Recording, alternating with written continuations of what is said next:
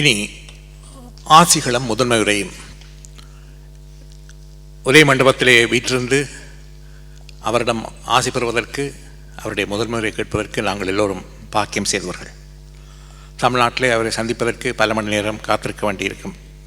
இங்கே எங்கள் மத்தியிலே எங்களோடு வீற்றிருக்கிறார். இப்பொழுது ஆசிரியரை வழங்க திருக்கைலாய பரம்பரை தருமபுரி ஆதீன கட்டளை குமாரசாமி தம்பிரான் சுவாமிகளை வணங்கி வரவேற்கிறோம். உற்றாரிலாதார்க்கு உறுதுணையாவன ஓதி நன்னூல் கற்றார் பரவ பெருமை உடையன காதல் செய்ய கிற்பார் தமக்கு கிளரொளி வானகம் தான் கொடுக்கும் அற்றார்க்கு அரும்பொருள் காண்க ஐயாரன் அடித்தலமே.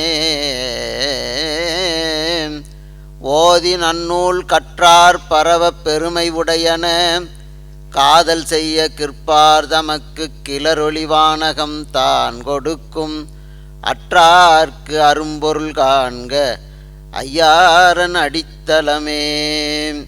எல்லாம் வல்ல செந்தமிழ் சொக்கநாத பெருமானுடைய திருவருளையும் தருமையும் கமலையும் விரிதமிழ் கூடலும் திருநகராக இருந்து அருள் செங்கோல் வச்சுகின்ற எங்களுடைய குருமகாசன்யானத்தினுடைய பொன்னார் திருவடிகளை திசை நோக்கி வணங்கி மகிழ்கிறேன்.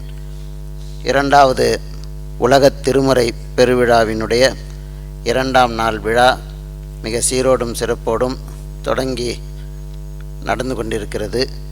இந்த விழாவிலே வரவேற்புரையாற்றிய நமது பாராட்டத்திற்குரிய ராஜசுந்தரம் அவர்களே, இங்கே மலேசிய திருநாட்டினிலிருந்து வருகை தந்து முதலாவது மாநாட்டினை மிக சிறப்பாக நடாத்திய நமது பாராட்டுதலுக்கும் அன்பிற்கும் உரிய மலேசிய இந்து சங்கத்தினுடைய தலைவர் டத்தோ மோகன்சான் அவர்களே, ஜெயநாதன் அவர்களே, மற்றும் இந்த லண்டன் மாநகரத்தில் மிகப்பெரிய அளவில் இந்த மாநாட்டினை ஏற்பாடு செய்திருக்கின்ற பாராட்டுதலுக்குரிய சிவன் கோயில் என்னுடைய தலைவர் ஸ்ரீகந்தராஜா அவர்களே, மற்றும் இந்த மாநாட்டினை இணைந்து செயல்படுத்தி கொண்டிருக்கின்ற சிவன் கோயில் ட்ரஸ்ட் மற்றும் சைவ முன்னேற்ற சங்கம், மலேசிய இந்து சங்கம்,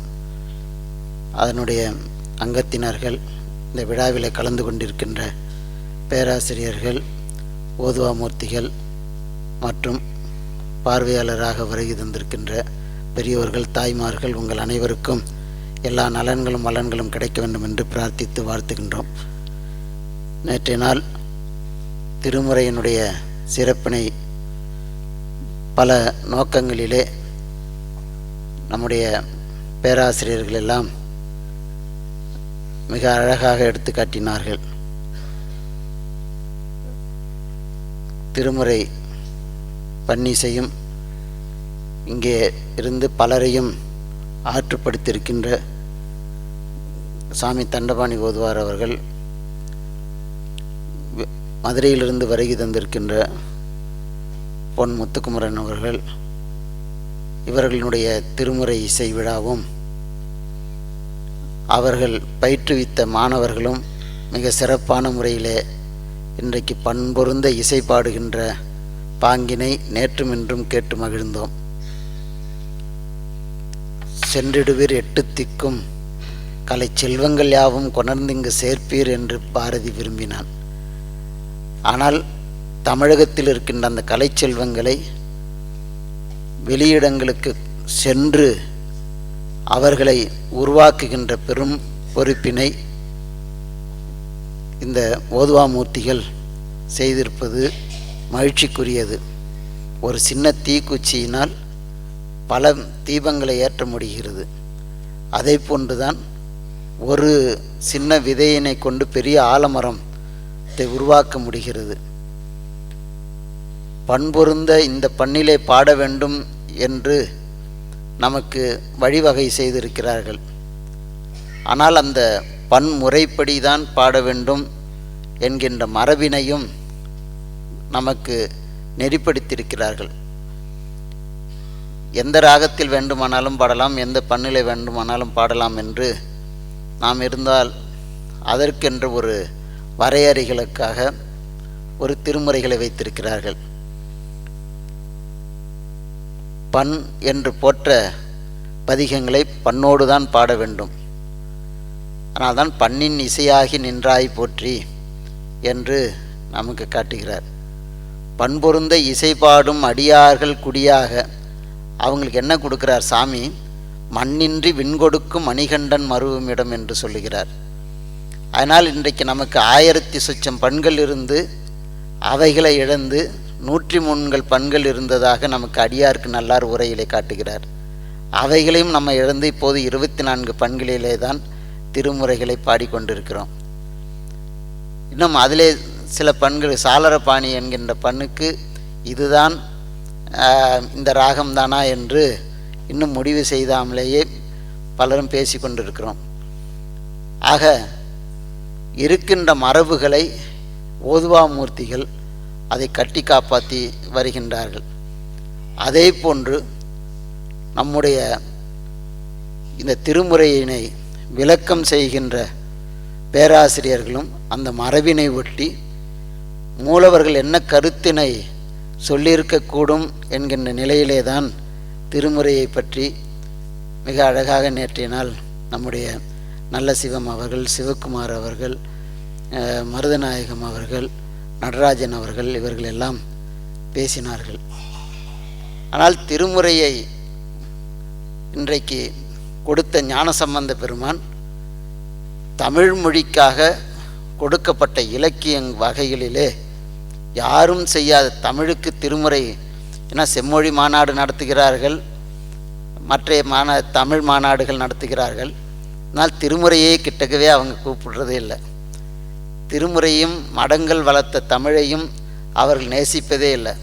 ஏன்னா அதுக்கு நம்ம அரசியல் பின்னணியில் போகிறதுக்கு தயாராக இல்லை. காரணம், இன்றைக்கு எந்த இலக்கியமும் கொடுக்காத இலக்கியங்களை திருமுறைகள் தான் நமக்கு கொடுத்திருக்கிறது. ஞானசம்பந்த பெருமான் திரு எழுக்கூற்றிருக்கை என்கின்ற ஒரு சித்திர கவியை காட்டியிருக்கிறார். அது எழுக்கூற்றிருக்கை என்பது என்றால் 1 2 1 1 2 3 2 1 இதே போன்று 7 வரைக்கும் போயிட்டு திரும்பி 7 வரைக்கும் 1 வரைக்கும் வரணும். இப்படி ஒரே ஒன்று என்கின்ற ஒரு சொல்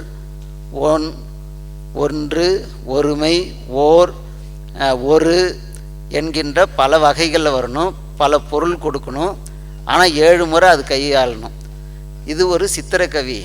இது ஓரிருவாயினை மானாங்காரத்து ஈறு இயல்பாய் என்கின்ற அந்த ஒரு சித்திரக்கவியையும் தமிழுக்கு கொடையாக கொடுத்தது நம்முடைய திருமுறை தான். அதே போன்று சக்கரமாற்று என்கின்ற ஒரு யாப்பினை கொடுத்திருக்கார். நேற்று ஓதுவார் பாடினார். மாலை மாற்று யாமா மாமா யாம் ஆன்மா. அதுக்கு அந்த பொருள் பார்த்திங்கன்னா யாருக்கும் என்ன யாமாமா மாமான்னே எல்லாம் படிச்சுட்டு இருப்பாங்க. இங்கே முதல்ல யா என்று ஆரம்பிக்கிறது, கடைசியில் நினைக்கும் போதும் யா என்று முடியும். திரும்பி இங்கேருந்து படித்தாலும் யாமாமா என்று நம்ம படிக்க முடியும். அதுக்கு மாலை மாற்று என்று பெயர். அதே போன்று கோமுத்திரி என்கின்ற ஒரு பதிகம் பாடுறார். கோமுத்திரின்னா மாடு நடந்து போகும்போது சிறுநீர் கழிக்கும். சிறுநீர் கழிக்கும்போது அது நடக்கும்போது அப்படி ஒரு வளைவாக அந்த சிறுநீர் சிந்திருக்கும். அதே போன்று பொருள் கொடுக்கின்ற போது முதல் வரியிலேருந்து 2ஆம் வரி, 2ஆம் வரியிலேருந்து 3ஆவது சொல்லு அப்படி கொண்டு போய் பொருள் எடுக்க வேணும். அப்படி கோமுத்திரி என்கின்ற ஒரு இலக்கியத்தையும் ஞானசம்பந்தர் தான் கொடுத்திருக்கிறார். திரு இயமகம், திருவிராகம், 4 அடி மேல் வைப்பு, இடரினும் தளரினும் பாடினாங்களே 4 வரி இருக்கும். மேலே இதுவோ எமை ஆளுமாறு ஈவதொன்று எமக்கில்லையே அதுவோ உனது இன்னருள் ஆவடுதுறை அரணே என்று 4 அடி மேல் வைப்பு. அதே போன்று ஈரடி மேல் வைப்பு, அது ஒரு பெரிய இலக்கியம். கொட்டமே கமழும் கொல்லம்போதூர் நட்டமாடிய நம்பனை உள்க என்கின்ற அந்த இது. இதே போன்று ஏகபாதம், பிரம்மபுரத்துறையும் பெம்மான் எம்மான், பிரம்மபுரத்துறை பெம்மான் எம்மான், 4 வரியுமே ஒரே சொல்லாதான் இருக்கும். ஆனால் பொருள் வேறு வேறு இருக்கும். இப்படி இலக்கியத்திற்கு கொடுத்த கொடை திருமுறைகள் இன்றைக்கு வரைக்கும் வேறு யாரும் செய்யல. அதே போன்று உலா என்கின்ற ஒரு பெரும் காப்பியத்தை திருமுறை தான் நமக்கு முதல் கொடுத்திருக்கிறது. சங்க இலக்கியங்கள்லேருந்துமே கிடையாது.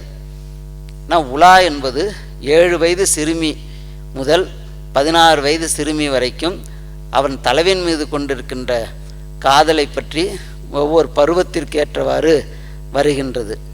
அதை திருக்கைலாய ஞான உலா என்று நமக்கு சேரமான் பெருமான் தான் முதலாவதாக அது கொடுக்கிறார்.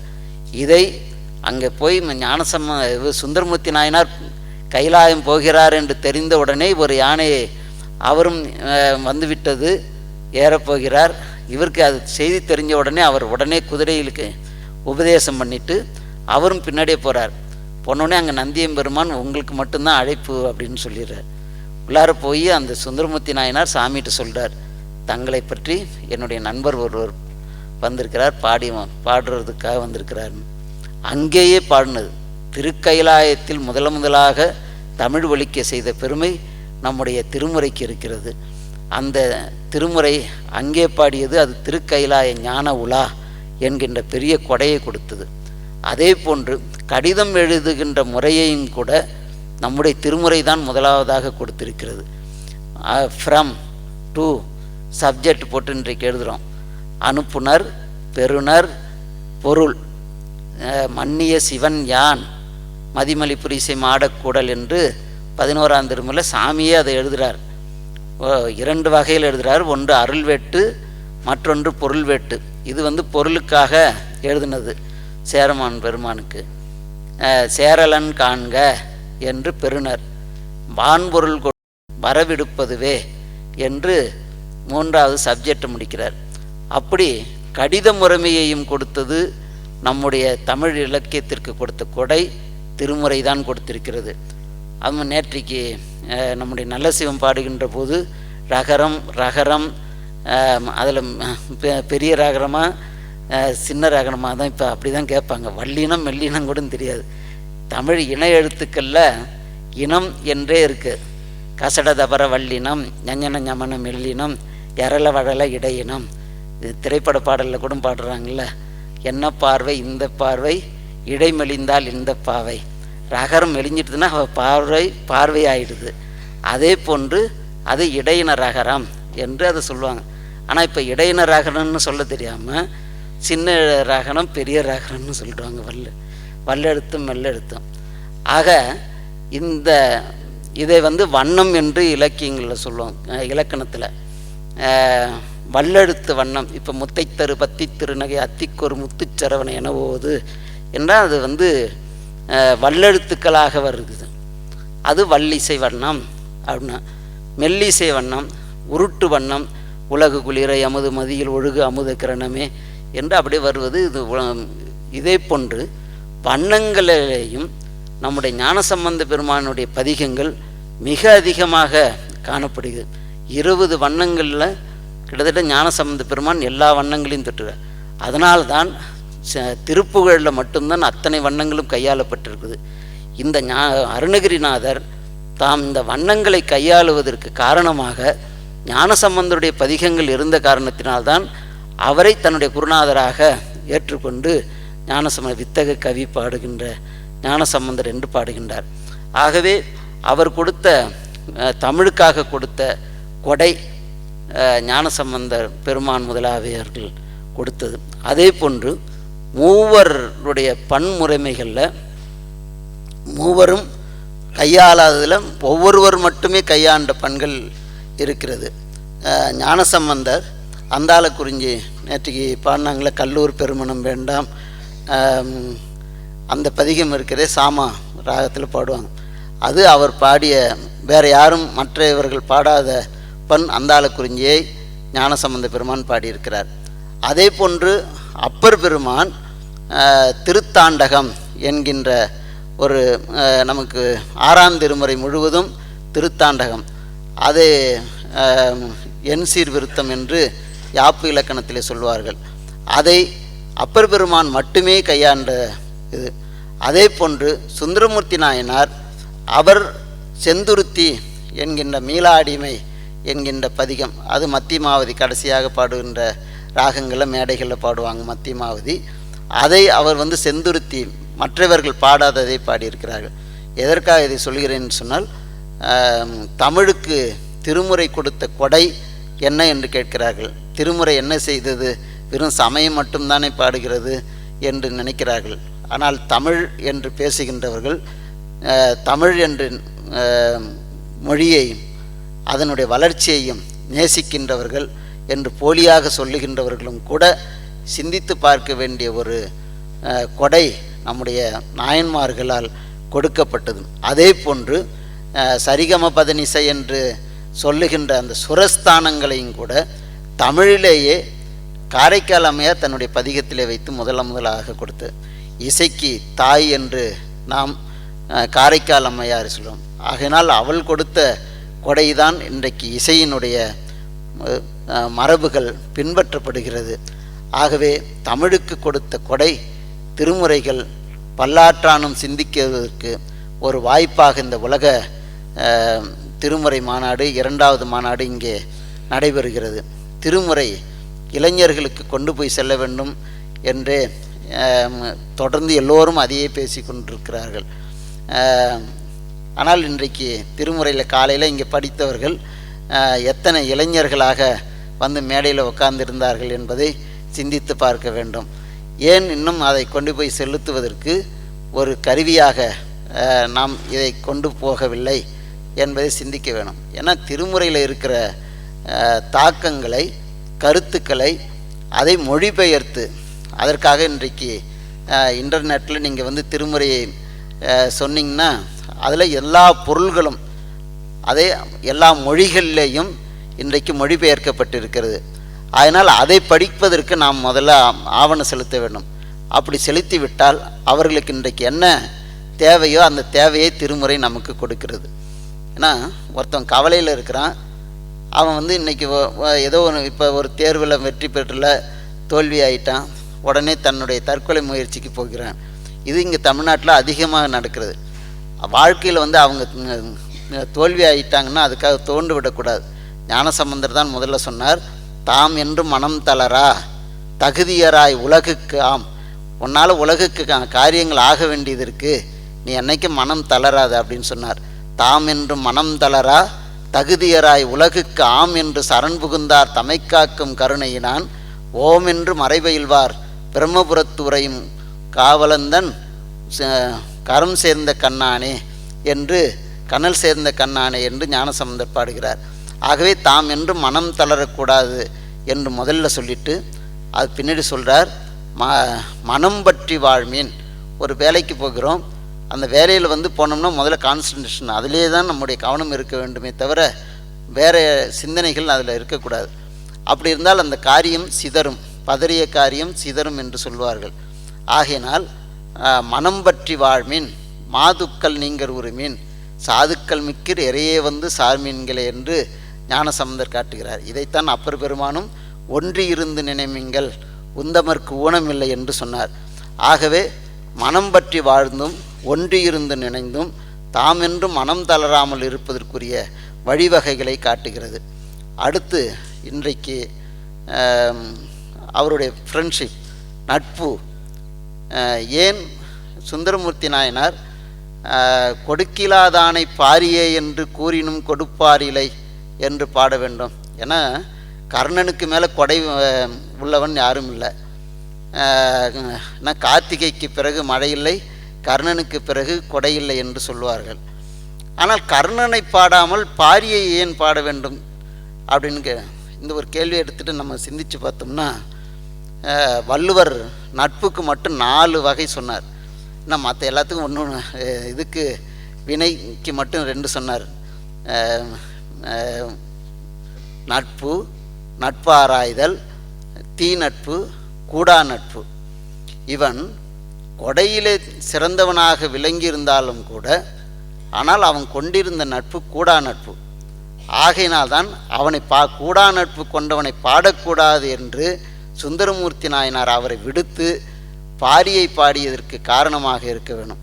ஆனால் நட்பு கொள்கின்ற போது இதை வள்ளுவரும் 4 இடங்களில் ஒருத்தனை ஆராய்ந்து தேட வேண்டும் என்று சொன்னதின் காரணமாக நம்முடைய சமுதாயத்திற்கு எந்த அளவிற்கு நட்பை பற்றி கொள்ளும்போது கூட எப்படி சிந்தித்து செயல்பட வேண்டும் என்று திருமுறைகள் நமக்கு வழிகாட்டியிருக்கிறது.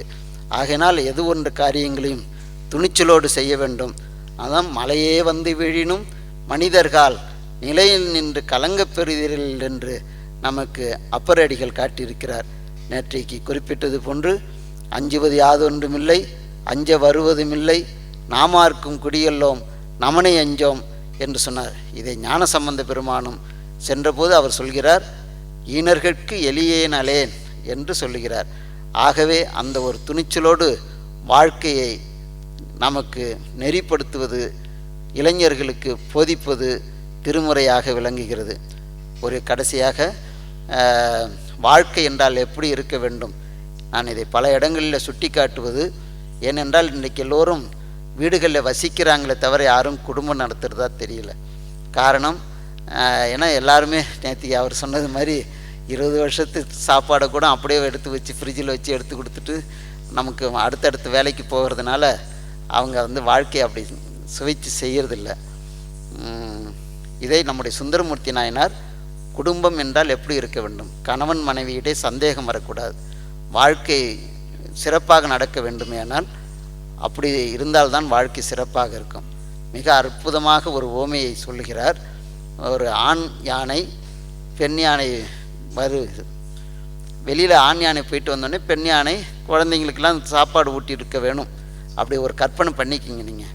வித்தியா அம்மா சாப்பிட்ற மாதிரி நீ சாப்பிடு அப்படி ஊட்டி இருந்தபோது அவளுடைய வாயிலே ஏதோ பருக்கை ஒட்டி இருந்தது. வெளியிலிருந்து வந்த களிர் யானை நீ மாற்றவனோடு சேர்ந்திருந்தா என்று அதை பார்த்து சண்டை போடுது. அது சண்டைனா கோபமாக சண்டை. அது அப்படியே ஒரு காட்சியாக நமக்கு சுந்தரமூர்த்தி நாயனார் காட்டுறார். மாற்று களிரடைந்தா என்று மதவேடம் கையெடுத்து தூற்றி தழல் உமிழ்ந்து முகம் சுழிய, என் மூஞ்சில் உடிக்காது, ஓடிப்போ உங்கள் அப்பன் வீட்டுக்கு போ அப்படின்னு அவன் சொல்லுதான். முகம் சுழிய தூற்றத்தரிக்கல, அப்பா நீ கொடூரமான வார்த்தையெல்லாம் சொல்கிறீங்களே அப்படின்னு அது சொல்லுதான். தூற்றத்தரிக்கில்லேன் என்று சொல்லி அயலறிய தேற்றி சென்று பிடிசூடரும் சீர்பருபத மலையே என்று மிக அற்புதமான ஒரு வாழ்க்கை தத்துவத்தை நமக்கு சுந்தரமூர்த்தி நாயனாருடைய வாழ்க்கையினால் நமக்கு கிடைக்கிறது. ஆகையினால் வாழ்க்கை என்பது ஒருவருக்கொருவர் விட்டு கொடுத்து ஒருவரை ஒருவர் புரிந்து கொண்டு வாழ்வது வாழ்க்கை. அந்த வாழ்க்கைக்கு திருமுறை நமக்கு வழிகாட்டுகிறது. அந்த திருமுறையை உலகளாவி சென்று சேர்ந்தால் மக்கள் மனிதனாக வாழ முடியும், மனிதர்கள் புனிதராக வாழ முடியும். அதற்கு இந்த 2வது திருமுறை மாநாடு லண்டன் மாநகரத்தில் மிக சிறந்த முறையிலே ஏற்பாடு செய்திருக்கிறது. இதன் மூலம் பரவுவதற்கு ஒரு அச்சாணியாக அமைகிறது என்று சொல்லி வாழ்த்தி நிறைவு செய்கிறேன்.